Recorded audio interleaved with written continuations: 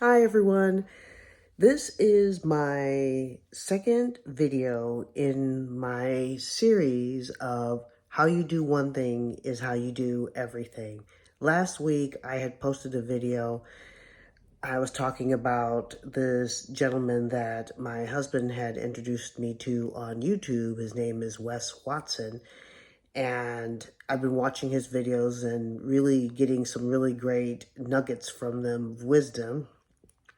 And something that he had said that really struck me, that how you do one thing is how you do everything. And there's some areas in my life that I really want to level up on. And physical fitness, my meditation, and reading more. So I created this challenge that I'm doing over the next 60 days. And I started last week. And I promised that I would post every single week on how I'm progressing. So let me get my notes here. It was a very interesting week. Now, I'm a snooze button girl, and usually I hit it twice. Getting up for me at 6 o'clock is early. Now, I know I have clients who say that they get to the gym by 5, but I don't have a gym membership. That would just be giving money away. But I've created a gym here in my home, so that works the best for me. Now, I do work out on a regular basis, but it's not systematic, and it's consistent, but it's consistent at my convenience. If I work later in the evening, later in the afternoon, then I'll work out earlier. If I get home a little earlier, then I'll fit it in. I'm doing like just kind of plugging it in.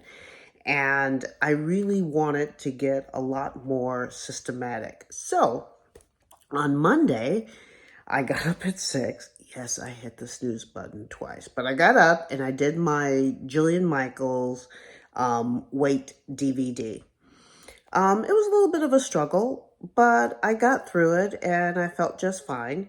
The next day, Tuesday, I did my kettlebell strength DVD and actually felt pretty good. Only hit the snooze button once. And then in the evening when I came home, I did my yoga DVD that focuses on core.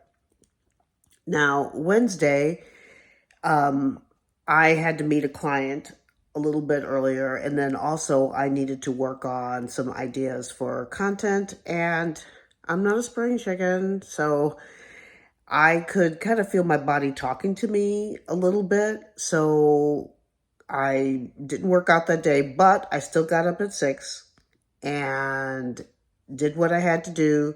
And the next day, which was Thursday, I got up at 6. I didn't hit the snooze button. And I did my kettlebell cardio. And in the evening when I came home, I did my yoga stretch. Friday, now I thought Friday I would be really exhausted, but something interesting happened. I was actually excited about getting up and doing my workout. And that morning, I got up at 6 and I did my Jillian Michaels Killer Arm DVD. So something really interesting I noticed happened. And it goes back to that premise of how you do one thing is how you do everything. And I noticed that even when I was at work and I'm an esthetician and doing my services, that really started to influence how I was doing my services. I found that I was being a lot more systematic in my approach. I was being a lot more efficient. And even though I was still talking and communicating with my clients and connecting with them, I found that I was just a lot more systematic. And I also discovered I was less triggered to get in a mood. You know, something happens, something comes up, and you're like, ah. And I found that it was a lot easier for me to kind of back away from that and go, "Ugh, just let it go." And to just keep wanting to feel really good and balanced. So it's very interesting. It's like I got this little thing in my head that is saying, how can we make this or that a lot more systematic? So I felt really good about the first week. Now, next week, this week coming up, I am, of course, going to continue with my workouts at 6 o'clock. And then I want to implement my meditation practice consistently this week also.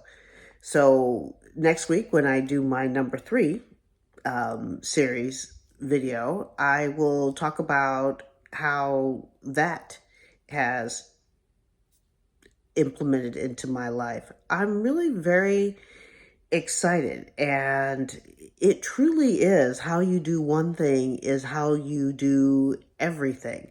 So see you guys next week, and I look forward to telling you how I'm progressing.